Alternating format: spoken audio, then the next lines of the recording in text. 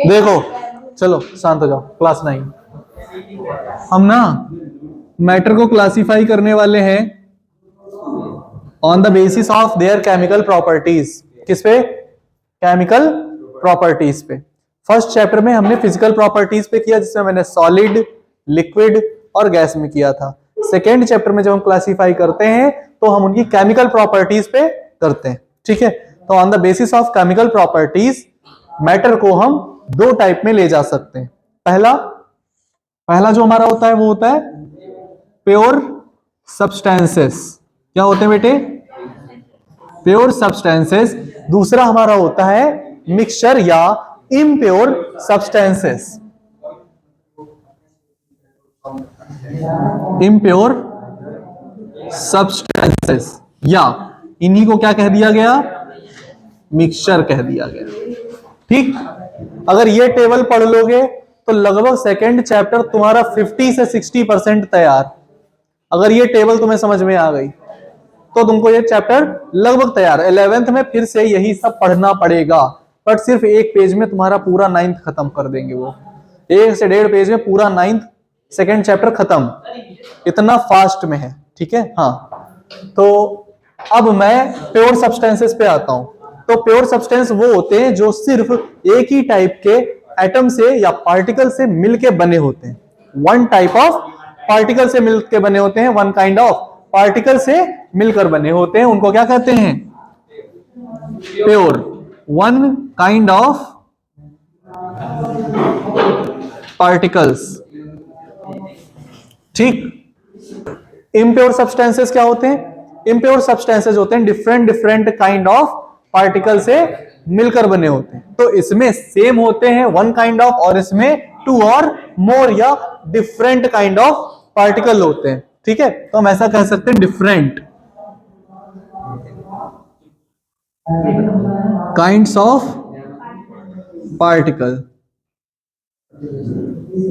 अब ध्यान से समझना, अब इनको भी मैंने फिर क्लासिफाई करना है। तो प्योर को हम ना दो में क्लासिफाई करेंगे। प्योर को कहां ले जाएंगे? दो में क्लासिफाई करेंगे। पहला हम ले जाते हैं एलिमेंट। कहां ले जाते हैं? एलिमेंट में ले जाएंगे। और दूसरा कंपाउंड में। एलिमेंट हो गए, कंपाउंड हो गए। एलिमेंट क्या होते हैं कि अब ये इतने सिंपल सब्सटेंसेस हैं कि इनको और ज्यादा आप सिंपल सब्सटेंसेस में ब्रेक डाउन नहीं कर पाओगे। तो इनका हम ऐसे लिख सकते हैं, can not be divided into simpler substances. Compound क्या होते हैं? कंपाउंड जो होते हैं वो कॉम्बिनेशन होते हैं एलिमेंट का। क्या होते हैं? टू और मोर एलिमेंट कंबाइन, या ऐसे कहो कॉम्बिनेशन ऑफ एलिमेंट्स। और दूसरी कंडीशन क्या होती है कि ये क्या होने चाहिए? केमिकली कंबाइन होने चाहिए। और इनका एक क्या होना चाहिए? फिक्स रेशियो होना चाहिए बाई मास। इतनी चीजें आपके कंपाउंड में होनी ही चाहिए, तभी वो कंपाउंड कंसीडर किया जाएगा। ठीक, समझ आया कि नहीं आया? आया। अब देखो एलिमेंट में फिर से आ जाओ जरा। एलिमेंट को भी 3 में क्लासिफाई किया गया। 3 टाइप के एलिमेंट होते हैं। किसमें? पेरियोडिक टेबल में। ठीक, अच्छा। एलिमेंट के 3 टाइप होते हैं, या 3 पार्ट्स में एलिमेंट को हमने क्लासिफाई किया। पहला हमारा जो होता है मेटल होता है, दूसरा नॉन मेटल होता है, और थर्ड जो आपका होता है वो क्या होता है?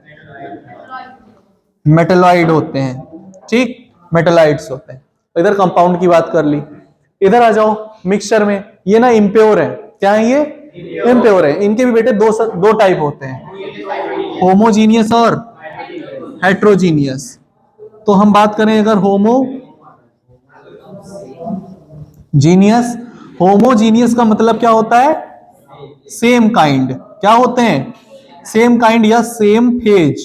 Same phase. अच्छा, अगर ये कंपोजिशन या इनके फेज अगर सेम होंगे तो ये इजीली आपस में डिसॉल्व हो जाएंगे, घुल जाएंगे। जैसे अगर मैं साल्ट और वाटर ले लूं, अगर मैं साल्ट और वाटर ले लूं, अगर दोनों को मिक्स करेंगे तो बनेगा क्या? Salt solution.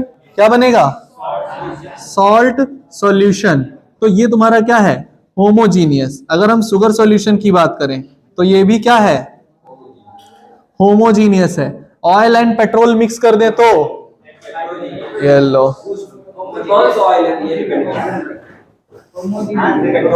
होमोजीनियस है मेरे भाई।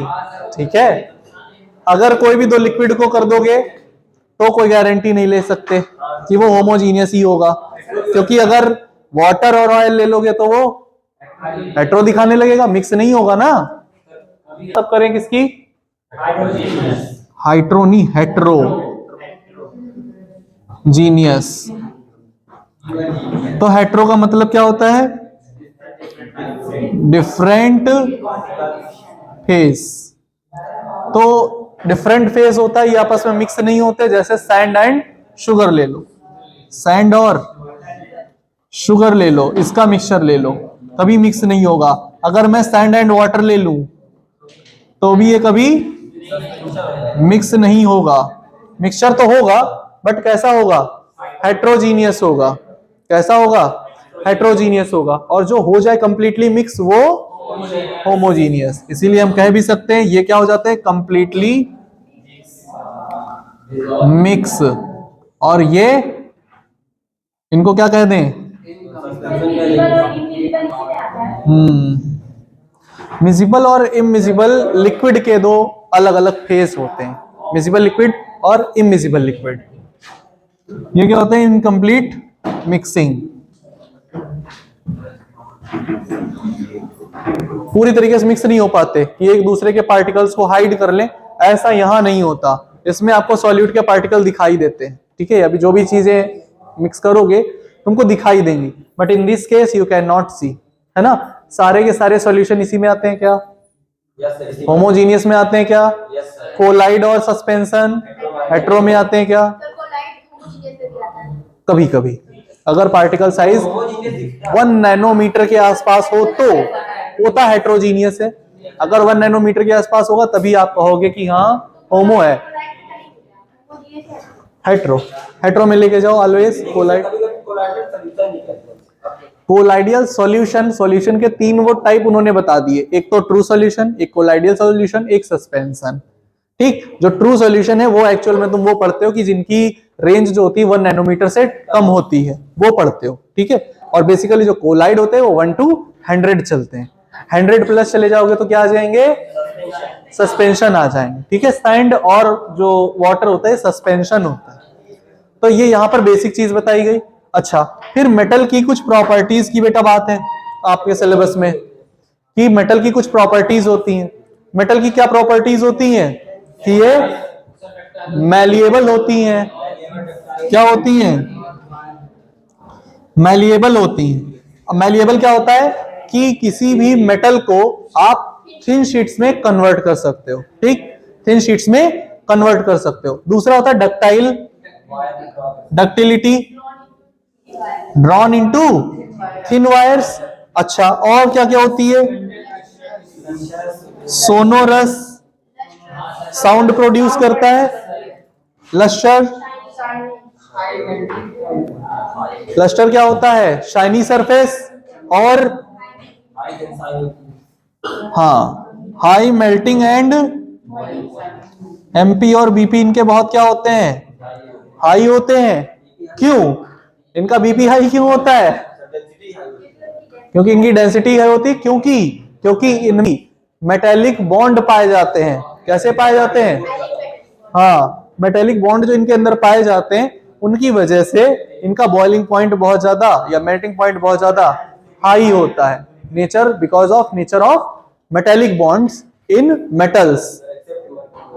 वो सब अलग चीजें हैं, एक्सेप्शन देखो हर जगह है। ठीक है, तो कुछ होते हैं रूम टेम्परेचर पे ही लिक्विड फॉर्म में। मरकरी आपकी हो गई, वो कैसी है?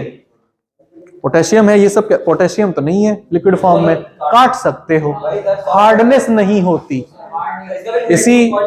हाँ, तो इस बात पे हम कह सकते हैं कि हार्ड होती हैं, वो तो इसी में आ गया। कंडक्टर कंडक्टिंग होती हैं। और लास्ट वाला इलेक्ट्रो पॉजिटिव कैरेक्टर होता है किस पे? मेटल पे। अब इलेक्ट्रो पॉजिटिव कैरेक्टर क्या होता है? इलेक्ट्रो पॉजिटिव का मतलब है इलेक्ट्रॉन डोनेट करके, ठीक है, खुद पर पॉजिटिव चार्ज आ जाना। जैसे सोडियम आपका जो है बेटा, सोडियम जो है, सोडियम क्या करता है? 11 रखता है, एक इलेक्ट्रॉन बाहर डोनेट करता है, क्योंकि इसका कैसे होता है 2,8,1, ये एक इलेक्ट्रॉन को डोनेट करके क्या बनाता है? Na+। और जैसे ही Na+ बनता है, मतलब इस पे पॉजिटिव चार्ज आया, तो ये इसका पॉजिटिव कैरेक्टर हो गया। तो इसी को कह देते हैं इलेक्ट्रो पॉजिटिव कैरेक्टर। तो मेटल पे सब पे इलेक्ट्रो पॉजिटिव कैरेक्टर होता है, क्योंकि ये इलेक्ट्रॉन को डोनेट करके पॉजिटिव चार्ज लाने की कैपेबिलिटी रखते हैं। That is called electro positive character. ठीक।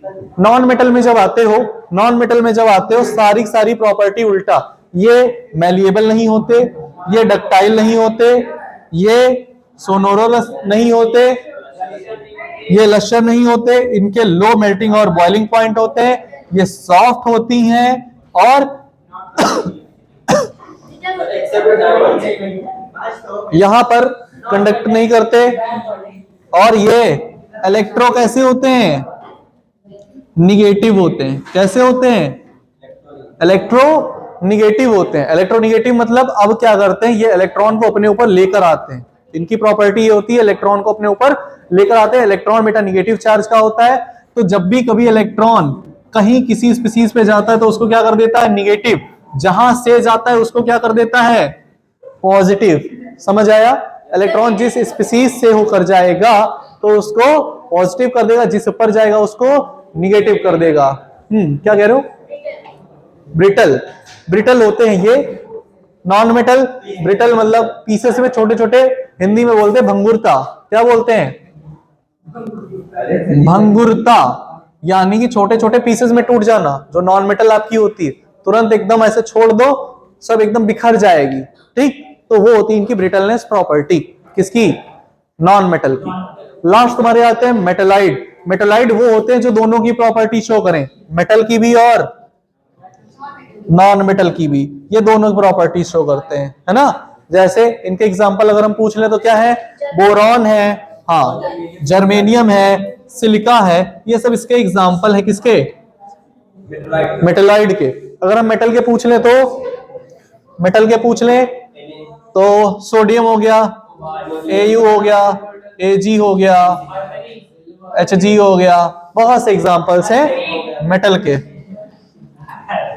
अगर हम नॉन मेटल की बात करें, कार्बन हो गया, नाइट्रोजन हो गया, ऑक्सीजन हो गया, सल्फर हो गया और ETC।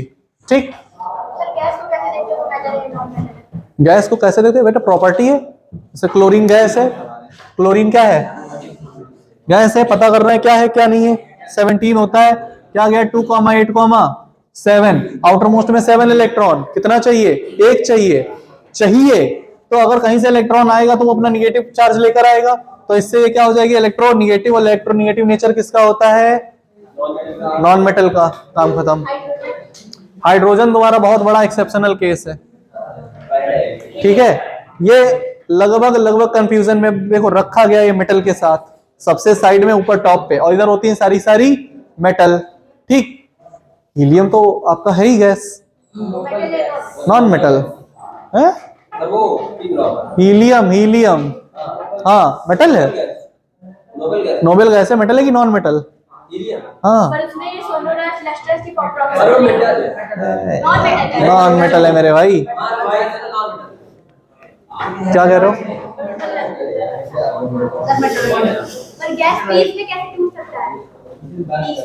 क्यों नहीं टूट सकता?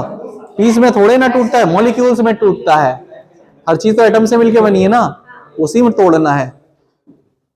तो ये टेबल इतनी सी ही है, इसी में तुम्हारा आधे से ज्यादा चैप्टर क्लासीफाई हो जाता है। इन सब जितने यहाँ पे वर्ड लिखे हुए हैं, इनका तुमको मतलब पता होना चाहिए, डिफिनीशन पता होनी चाहिए, एग्जाम्पल पता होना चाहिए। समझ आया? क्लियर है? ठीक।